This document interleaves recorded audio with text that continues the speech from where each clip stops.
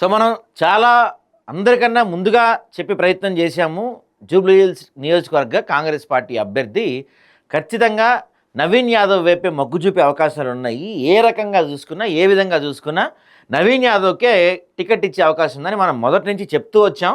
So దానికి తగ్గట్టుగానే Jubilee Hills ticket Naveen యాదవ్నే వరించింది. సో నిన్న సాయంత్రం మనకి మల్లికార్జున ఖర్గే గారి దగ్గర నుంచి లెటర్ వచ్చింది, మనకంటే మీడియాకి వచ్చింది. So AICC president assembly by election 2025 Telangana.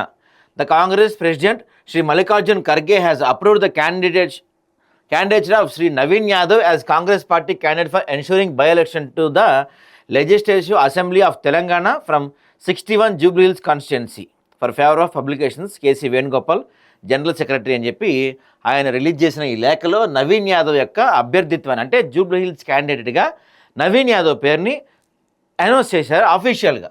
So మనం ముందు నుంచి చెప్తా ఉన్నాం, అన్అఫీషియల్గా ఆయనే ఖచ్చితంగా టికెట్ రాబోతుంది, ఆయనే గెలవబోతున్నారు అని కూడా మనకి సర్వేలు చెప్తా ఉన్నాయి.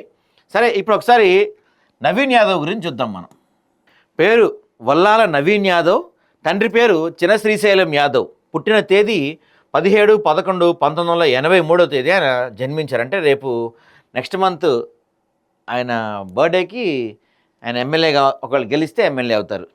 నెక్స్ట్ భార్య వర్ష యాదవ్, కుమారుడు అన్ష్ యాదవ్. విద్యార్హతలు బీఆర్క్ అంటే ఆర్కిటెక్చర్ ఇంజనీరింగ్ చేశారు ఆయన. వృత్తి ఆర్కిటెక్ట్, స్థిరాస్తి వ్యవహారం, స్వస్థలం యూసఫ్ గూడ, హైదరాబాద్. సో ఈయన రాజకీయ అనుభవం ఏంటి అంటే 2009లో యూసఫ్గూడ డివిజన్ ఎంఐఎం పార్టీ నుంచి కార్పొరేటర్గా నిలిచి టీడీపీ అభ్యర్థి మురళీగౌడ్ చేతిలో ఓడిపోయారు. సో ఫస్ట్ టైం ఆయన 2009లో రాజకీయాల్లోకి వచ్చారు. రాజకీయాల్లోకి వచ్చి అక్కడ ఫస్ట్ ఆయన యూసఫ్గూడ నుంచి కార్పొరేటర్గా పోటీ చేసి ఓడిపోయారు. ఆ తర్వాత 2014 అసెంబ్లీ ఎన్నికల్లో ఎంఐఎం తరపున జూబ్లీహిల్స్ నియోజకవర్గంలో పోటీ చేసి 41,656 అంటే దాదాపుగా 26% ఓట్లతో అక్కడ సెకండ్ ప్లేస్ ఉన్నారు. అసలు ఆ టైంలో గెలుస్తారని అందరూ అనుకున్నారు. ఆ తర్వాత 2015లో ఎంఐఎం అభ్యర్థిగా రహమత్ నగర్ డివిజన్ నుంచి కార్పొరేటర్గా పోటీ చేసి ఓడిపోయారు. 2018లో జూబ్లీహిల్స్ ఎమ్మెల్యేగా ఇండిపెండెంట్ అభ్యర్థిగా పోటీ చేసి 18,817 ఓట్లు సాధించారు.